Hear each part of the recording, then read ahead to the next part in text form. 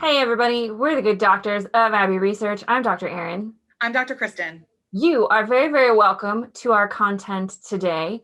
We are doctors with social science degrees who love to have conversations about all sorts of cultural things, popped, lived, imagined, fictional, non-fictional. Pick a feature of culture, we will talk about it.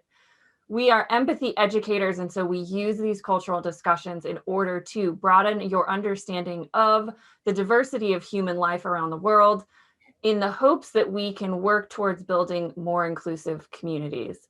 We love having conversations with each other, as per obviousness of any of the videos you will watch. That was not a real sentence, but we're going to roll with it. But we love to engage with other humans about these topics as well. It is why we are educators. So please make sure wherever you are listening or watching this that you like, subscribe, share, tell your friends, comment below. We want to hear from you so that we can continue this conversation. Today's video is part of something we call the Colonizer's World Tour. In the words of the incredible Princess Shuri from Black Panther when she calls Martin Freeman's character Colonizer, we take that identity on because we are. Even if we've never made that choice ourselves, we benefit from the legacy of growing up in a country that was and is a colonizer. And so we are going on a Colonizer's World Tour and exploring the planet through the lens of colonization, understanding how it affected certain cultures, how it still affects cultures, and what we need to know. Now, June is Pride Month, and the matter of queer folks around the world is always pressing. And so we wanted to take this month and specifically talk about the international realities of queer folks. This is the beginning of a conversation. Today's video we are calling it Global Queer Life because it's as broad as that, to be completely honest. We would like to briefly show a global snapshot of legal rights. We'll get into a little bit of culture stuff, a little bit of some patterns we're seeing. Linked below is going to be our living and ever evolving Google Doc of resources around gender and sexuality. Every time we find something we think is worth folks' time, it goes on that list. If you think something is and it's missing, my gosh, please comment us so we can throw it up there. We are constantly looking to be able to grow that list and understand it more. In terms of intersections, we are two cisgendered, heterosexual white women. We are very, very aware of that. We do love a lot of people that fall in a whole lot of other places along that binary, but we position ourselves entirely as listeners and hopefully a potential of data gatherers and pattern noticers to communicate out. These are not identities that we carry, and we are very aware of that. So in terms of global, right now, our incredible video magician, Eleanor, is going to be putting up a map of the universe, no, just the world. And that has been done by the ILGA.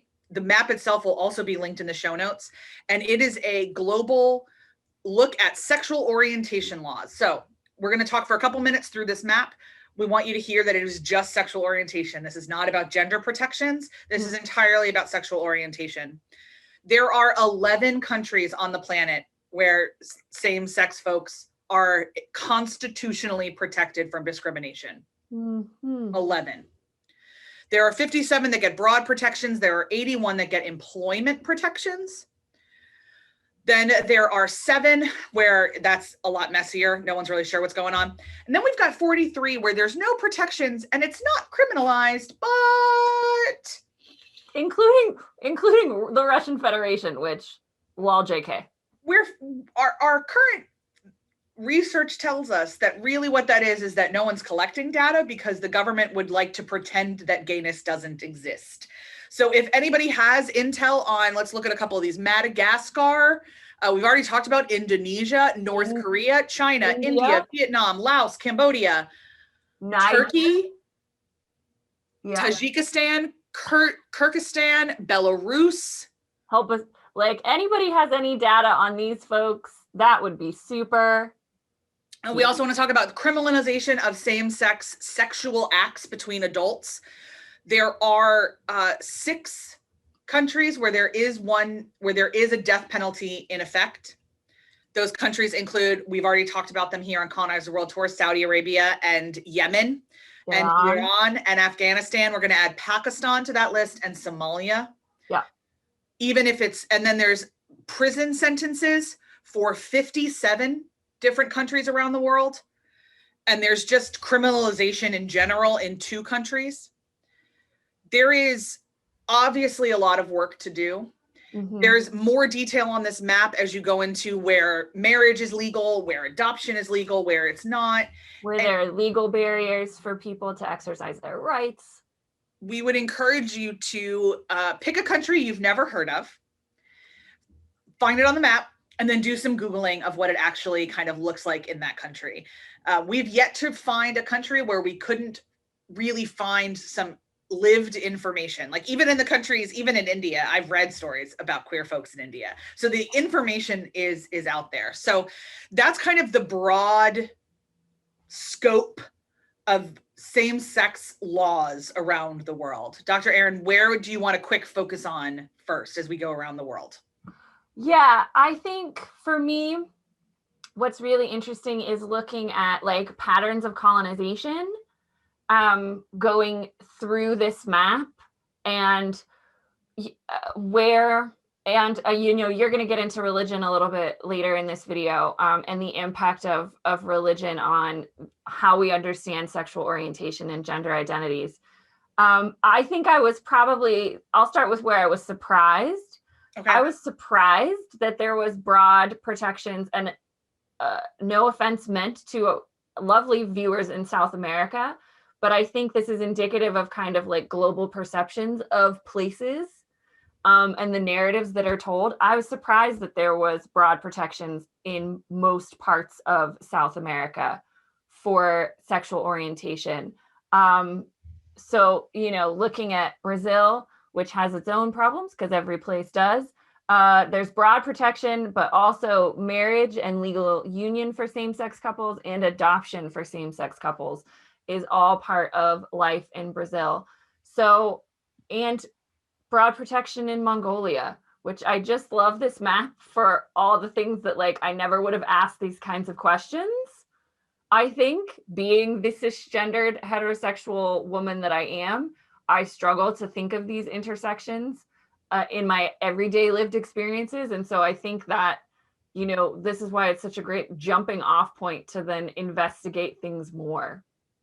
So, I think hemisphere wise, it's really interesting, or like the Pacific Ocean and the Atlantic Ocean kind of make a big difference there.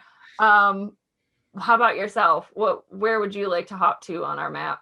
Well, I'd love to talk about Africa. I was about to say, I think somebody, if you can't see the necklace that Dr. Kristen always wears, there's a continent on there she'd like to talk about. A continent and an island that I'm always ready to talk about. Okay, yeah. So the history of Africa, we have to talk about the history of Christianity and the Christianization and colonization of Saharan Africa, and the colonization and Islamification of Northern Africa. We have to have those conversations. So all 3 Abrahamic religions use the kind of what Christians know as the Old Testament. All of them consulted on some level.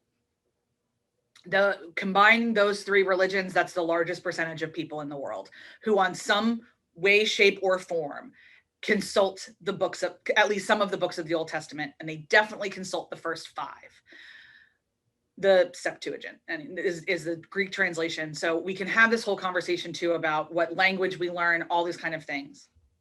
There are stories in those 5 books that have been used and weaponized against queer folks for a long time. The story of Sodom and Gomorrah, which is literally where we get the sodomy laws, is often talked about as a story about God's hatred of homosexuality. It is not. It is God's hatred of unhospitality. But that one is used all the time. There are verses supposedly in the Mosaic laws that say that you can't do this. You can't lie. A man cannot lie with a man as one lies with a woman, for that is shameful. All of these things have been used by all 3 Abrahamic religions, sects of all 3, to define humanity for wide swaths of people. And when you look at most of sub-Saharan Africa, those were all colonized by European countries who used the state churches of those European countries to bring Westernization. Mm-hmm. So everywhere England went, the Methodists and the Anglicans did too. Everywhere France went, the Catholics went. Everywhere, that is part of how these colonizer nations, I mean, the United States does it too. We just don't have a state church, so we just partner with missionary organizations. But in the height of European colonizations, they all had state churches. Mm-hmm. So it kind of goes. Now, the questions of why the attitudes about queerness have hung on in Africa and they haven't hung on in South America, which is also highly colonized and highly Catholic origins, I don't have time for in this video. And I'm not super duper an expert, so I'm actually digging into that right now myself because I've got some questions. But the other piece is that a lot of Protestantism in particular, which is really what showed up in sub-Saharan Africa more than Catholicism did proportionately, because the Brits just had a ton of fun. A lot more of that feeds very easily into much more conservative social attitudes that like kind of take over everything. Conservative Catholic social attitudes sometimes still kind of like play with the attitudes of everybody else around them, but evangelical Protestants have a way of bulldozing people and bulldozing cultures that is unique to them. And that has happened continually and happens. It is one of the ways that colonization still happens in some countries in sub-Saharan Africa. Uganda is a very famous example of that. A lot of liberal and progressive Christians talk about as one of our more shameful legacies in Uganda, is that it was outlawed for a long, and still is. And when I meet students who are from various African nations and they come to the United States, queer life is their biggest question, concern, confusion. It's overwhelming. Even if they're theologically open to it, which is rare for their churches, emotionally or socially, it's just not necessarily something that they know what to do with. And that's not their fault at all. But because of the structures that the church-state relationships, syncretistic relationships in most of sub-Saharan Africa have set up, it's very difficult for people who are not, I mean, especially because they're also rural. It's just hard to find queer life. It's just hard. And especially when you do find queer life, you can get arrested. It sounds lame to try to pick somebody up if you think they're hot and they turn out to be an undercover cop. Like, I'd give that a pass.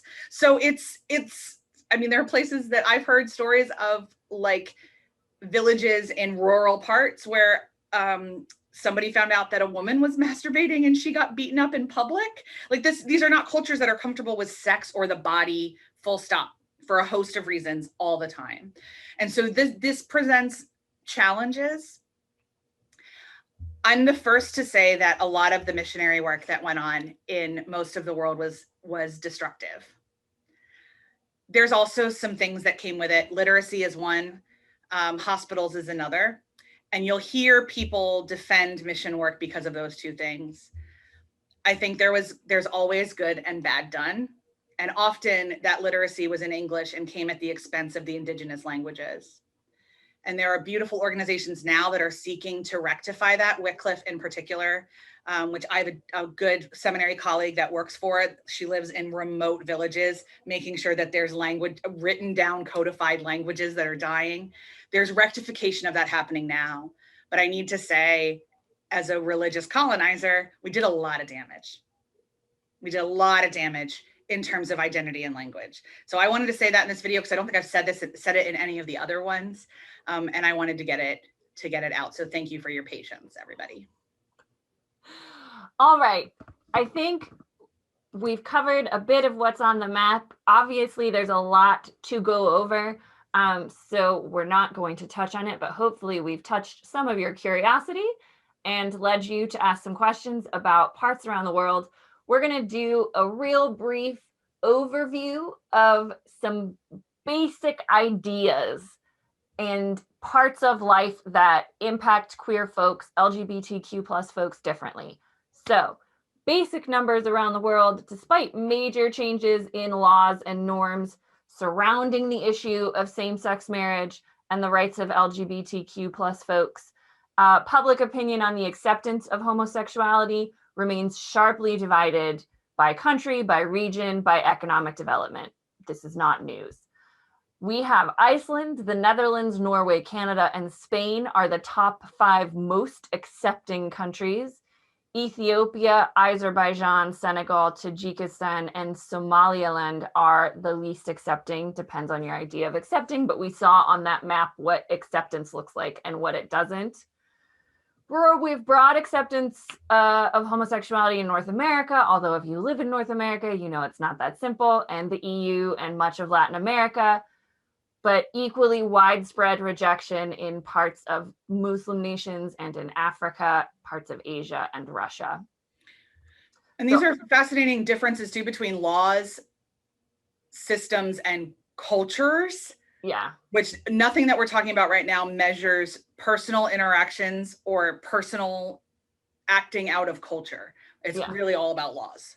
It is, yeah. And I think what's, as we've discovered throughout our Colonizers World Tour, there's a big difference between the state and the people. Mm-hmm. And this will link to the surveys in our Google Docs, but Pew Research has done a lot of surveys about global LGBTQ acceptance. But quantitative surveys only tell you so much. Yeah.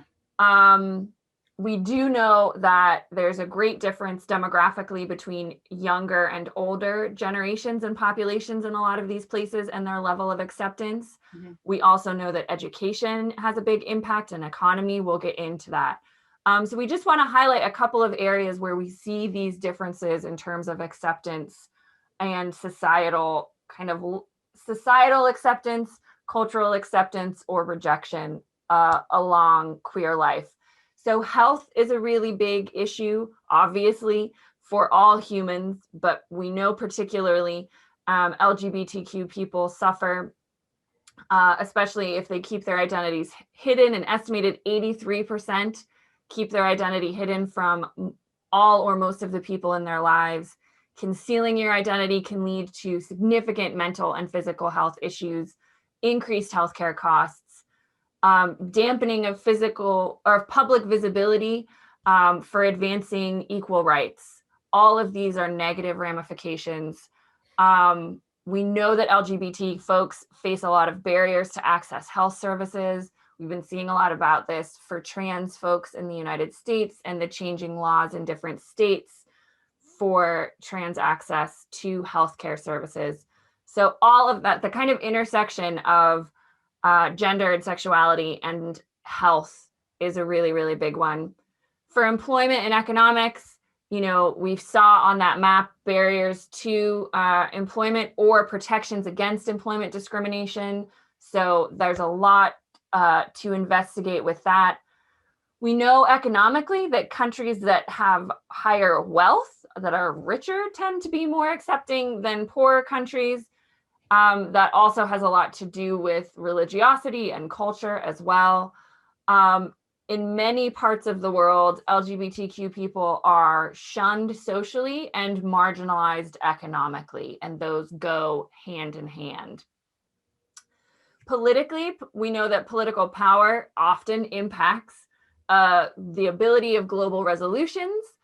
We have a couple links to some documentaries that we watched that talk about UN resolutions for protecting against discrimination of LGBTQ folks and how countries that wield a lot of political power were able to squash and limit those resolutions because of the global economics of the world and life that can then impact how we dictate laws and rights.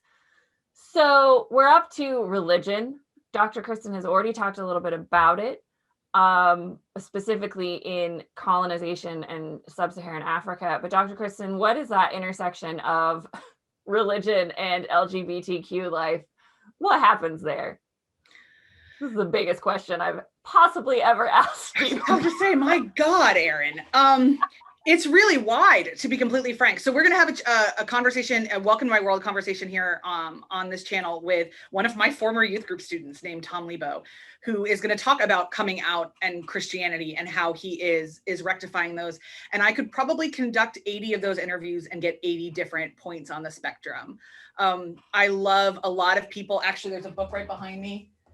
Justin Lee wrote this book called Torn, which is rescuing the gospel from the gays versus Christian debate. And this is one of the more famous in the LGBTQ queer and Christian spaces. There's churches that are opening and affirming. We have friends who are pastors at them. Shout out to the Reverend Morgan Carruthers, and so especially like we have lots of friends that do that. There's lots of churches that aren't. There's temples that are accepting and temples that aren't. There are mosques that are accepting and mosques that are not. And my understanding is that Baha'i is pretty accepting, but there's some gender stuff going on there that I don't fully understand.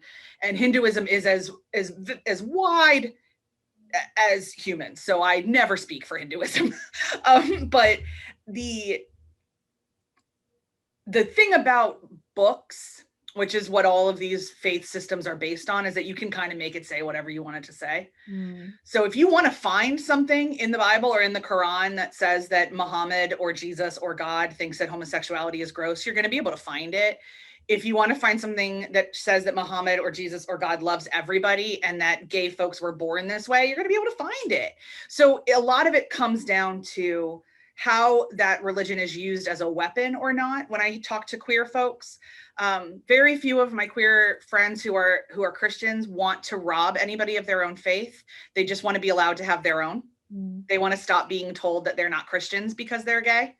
They just want to have their own relationship with Jesus. So the short TLDR answer to your question is as wide as the human experience. And however you interact with a higher power, there's so much talk about manifestation these days and the universe, which are words for intentional prayer and God in a lot of spaces for folks, that if you acknowledge a higher power and you want to be in a community of people that also acknowledge your version of that higher power, this is probably going to come up.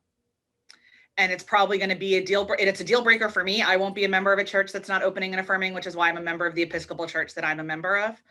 And it's a deal breaker for some other people the opposite way.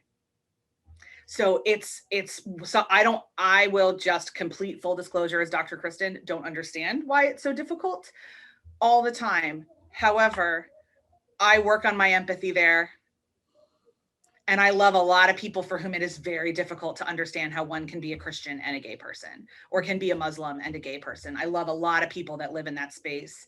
And I would never want to dishonor the way they see the world by saying, I don't get it. So when I say I don't get it, I'm not trying to be flip. I'm saying it's one of the really hard intersections for me to understand.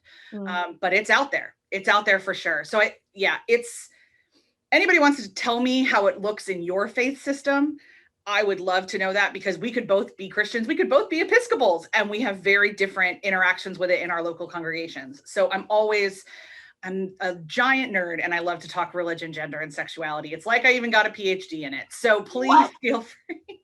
I did, by the way, that's my PhD. So for sure. So does that help at all? I think it does. And I think, like, we talked about doing this video because the piece of art that we're discussing in tomorrow's video is from Japan, and we already covered Japan in our Colonizers World Tour. So we thought to do kind of this overview, understanding that it's so complicated and it's so, there are as many diverse answers to these questions as there is diversity within humanity. So it's very complicated, but I think it's important for us to make sure that we highlighted these intersections, because intersectionality drives the work that we do. So yes, your answer did help, even if just to say, like, don't ever, I think what was important out of that answer was, we can often say, like, even on that map, or even in some of the things that I've said, like, predominantly Muslim countries are less accepting. That's a really broad generalization. And, legally, that might be true for predominantly Muslim countries, but that doesn't speak for Muslims around the world, or Christians or Jews or Baha'i or, you know, Hindu or Buddhists, any of that. So recognize that we know that there's a lot of individual differences and cultural differences around the world. So make sure that you dig into those as you're exploring any sort of religious engagement or any of these other intersections. So the final intersection we would be remiss to not mention, since this is the Colonizers World Tour, is the impact of colonization, and religion has a big part to play in that. But I got this quote from the Human Rights Watch, which I think was really just encapsulates this so well. Laws that were first imposed in the colonial era have morphed into markers of post-colonial sovereignty and national identity. So colonization means that Western, often Christian ideas of gender and sex were imposed on indigenous cultures. We know, very Victorian era ideas. Right. Very important. And that's, yes, that's hugely important. Like the time of colonization, when places were colonized and by what state and by what state religion, and the phase that that state religion was in, very, very important. We know that indigenous cultures around the world have a history of expansive and diverse and inclusive understandings of gender and sex that have very often been oppressed and erased and overtaken by the dominant cultural norms and values of the colonizer, and that 100%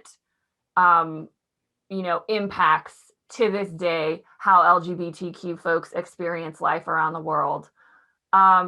It's really interesting for me to uncover, as we were learning about this, that the popular perception in colonized places, and that those in the places that fear Western influence, is that the West is to actually blame for queer folks in a lot of places.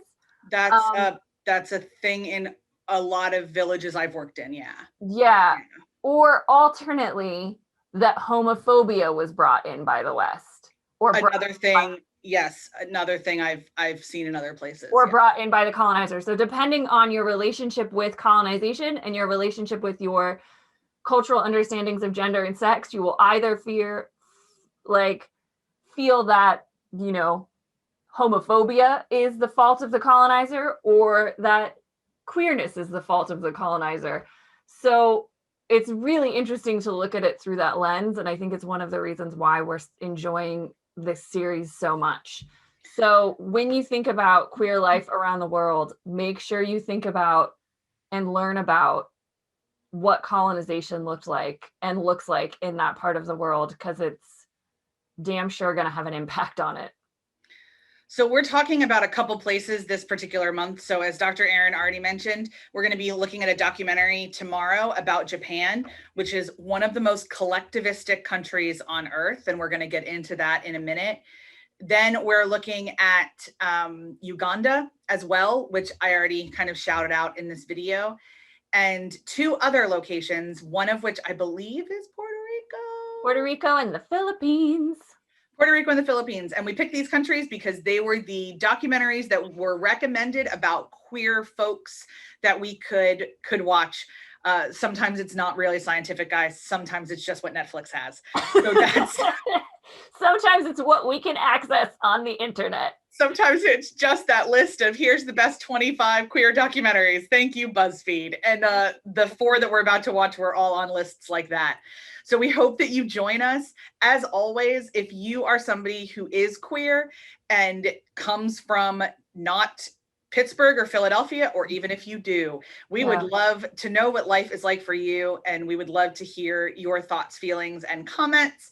And if coming on our channel and talking about it in Welcome to My World is something you're interested in, there's an application link in the show notes, kind of always, but I'll make sure it's definitely in there today. All right, everybody, take care, and we will see you for our next video in the Colonizers World Tour. Bye.